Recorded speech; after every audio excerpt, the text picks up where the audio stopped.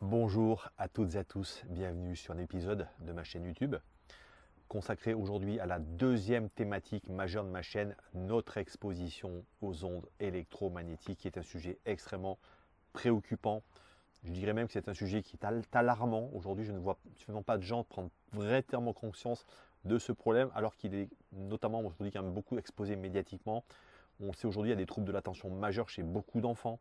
On voit, il y a beaucoup de gens qui rentrent dans une espèce de violence par rapport notamment aux jeux notamment sur tous les écrans.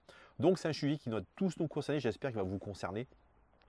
Vous retrouvez ici à l'écran le disclaimer classique sur notamment cet appareil et ce qu'il va vous proposer, et notamment bien évidemment les limites qu'il faut que vous compreniez sur cet appareil. Je vous rappelle toujours cette préconisation, ayez votre sens critique, n'ayez pas peur de poser des questions, mais surtout cherchez véritablement à comprendre ce que je vais vous dire. Alors j'ai choisi pour démarrer cette capsule de nous parler de nos voitures, parce que finalement nos voitures on y passe beaucoup de temps, beaucoup de gens notamment qui vont travailler. Et je vais vous mettre ici à l'écran quelque chose que vous avez peut-être connu en fonction de votre âge.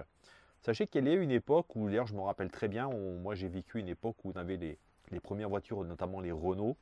Et je me rappelle notamment, il y avait un modèle de chez Renault qui s'appelait la Renault 12. Et je me rappelle un ami qui avait cet appareil, moi j'étais jeune à l'époque.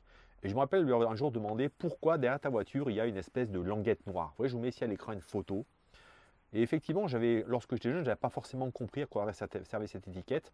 Et je me souviens qu'à cette époque, et j'ai d'ailleurs du mal à trouver des photos, sur cette languette, on avait, vous voyez, on avait une espèce d'éclair jaune dessiné. Et j'ai compris tardivement, et d'ailleurs j'ai compris en faisant cette capsule aujourd'hui, que effectivement, eh bien, c'était lié à l'électricité statique. Donc, vous voyez, on va de nouveau rentrer dans ce qu'on appelle les champs électromagnétiques. L'électricité statique, c'est quoi? C'est ce qui est induit notamment par le fait de certains frottements. Vous voyez, notamment, on sait qu'aujourd'hui, quand on est dans une voiture, parce qu'on a des sièges, parce qu'on a de la carrosserie, parce qu'on a des revêtements sur les tableaux de bord, qu'est-ce qui va se passer?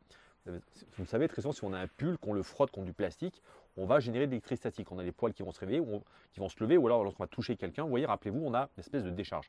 Donc, c'est ce qu'on appelle l'électricité statique. Donc, qu'est-ce qui a été créé à cette époque-là? On avait créé une pièce plastique, donc c'est cette petite bande qui était bien sûr dotée d'un fil métallique dedans, qui touchait le sol et qui agissait comme une mise à la terre. C'est-à-dire qu'elle permettait à la voiture de se décharger de cette électricité statique et de la mettre à la terre. Donc elle limitait également les interférences radio pour améliorer notamment le confort des voyages pour les personnes sensibles aux effets de l'électricité statique. Et ce qui est très curieux aujourd'hui, je me suis renseigné aujourd'hui, finalement, cette languette n'existe plus, alors même qu'aujourd'hui, vous allez le voir, je vais vous parler bien sûr des voitures. On a depuis maintenant une 30-40 ans, on a élaboré dans nos voitures beaucoup de choses nouvelles. Rappelez-vous de voitures, je parlais tout à l'heure des Renault 12 dans les années 70. Maintenant, imaginez prendre une Renault, un nouveau modèle, notamment dans les modèles hybrides ou électriques. Regardez à quoi ressemble une voiture, sont véritablement des vaisseaux spatiaux avec notamment des écrans digitaux où on a simplement à toucher. On a même plus de clés pour les démarrer. Donc des appareils, véritablement des voitures où on embarque de la technologie, notamment sans fil. Et ça veut dire que de toute façon, ce qui va se passer, c'est qu'on va générer, cette technologie va générer de toute façon de l'électromagnétisme, donc quelque chose qui potentiellement n'est pas forcément très bon pour notre organisme. Et ce qui est très curieux, c'est qu'effectivement, on n'a plus ces bandes qu'on mettait sur les voitures, parce qu'effectivement, il faut savoir qu'aujourd'hui, notamment au niveau des matériaux, on a fait beaucoup d'efforts pour limiter notamment cette électricité statique, mais il n'en reste pas moins, et je vais vous le montrer maintenant, on va le voir dans quelques instants avec une courte vidéo, que vous êtes exposé dans les voitures à des champs magnétiques qui sont véritablement extrêmement importants. Alors pour comprendre vraiment la problématique notamment de ces champs électromagnétiques dans nos voitures, c'est assez simple à comprendre. Dès l'instant où on a un moteur, un alternateur dans une voiture, qu'est-ce qui se passe? Eh bien l'électricité, c'est-à-dire que le fait de l'inertie de la voiture génère des champs électromagnétiques. Et ça, à la limite, ce n'est pas forcément très gênant, notamment sur le modèle de base des voitures qu'on avait. On a des champs électromagnétiques qui étaient effectivement là importants. On avait mis ces systèmes pour se décharger. Donc, de toute façon, en tant qu'être humain, nous sommes de toute façon aujourd'hui dans ces champs électromagnétiques. Ce qui pose problème aujourd'hui, on va le voir, c'est notamment la quantité que ça représente aujourd'hui, notamment sur beaucoup de véhicules électriques. Mais surtout, il faut comprendre qu'on a additionné à simplement un moteur classique d'une voiture où on avait simplement de la ventilation manuelle. Aujourd'hui, qu'est-ce qu'on a additionné? On a mis des radios, on a mis des GPS, on a mis des systèmes de protection.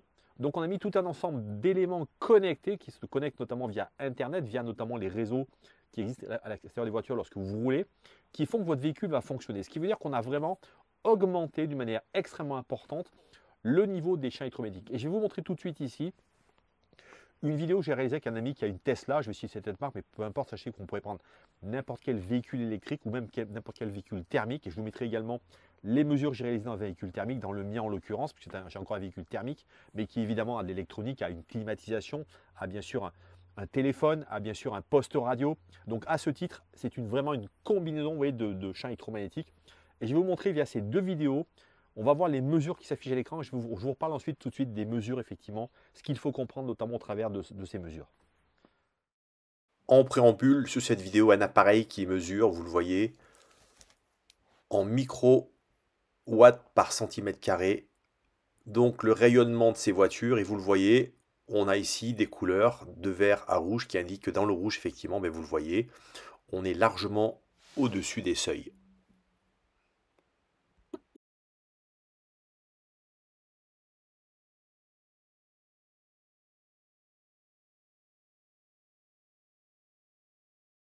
Même démonstration dans mon véhicule thermique avec le même appareil et toujours vous le voyez ici, c'est marqué à l'écran les différentes mesures et ce qu'il faut comprendre notamment au niveau des indications.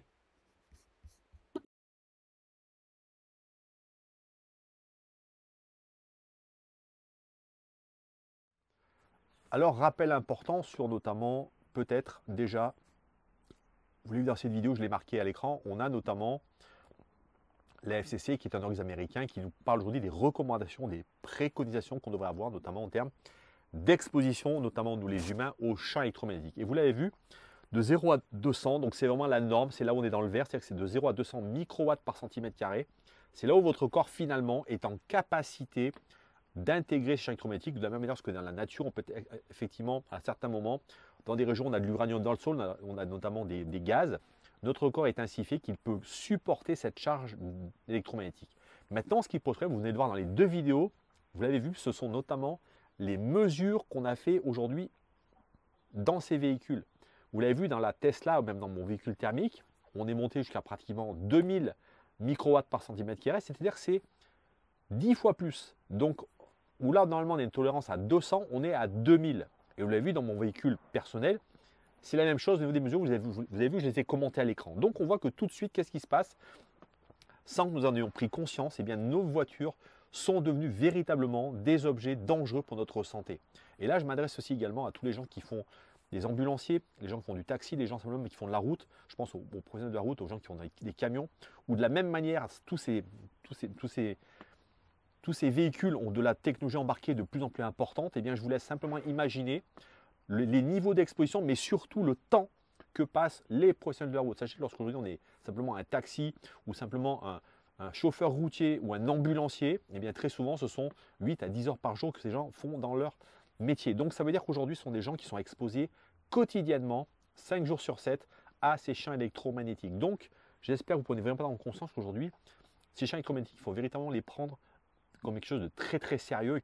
Sans savoir, dans votre voiture, vous êtes véritablement exposé de manière très importante à des champs électromagnétiques extrêmement nocifs, à la fois pour votre santé, pour bien évidemment votre attention, pour la fatigue.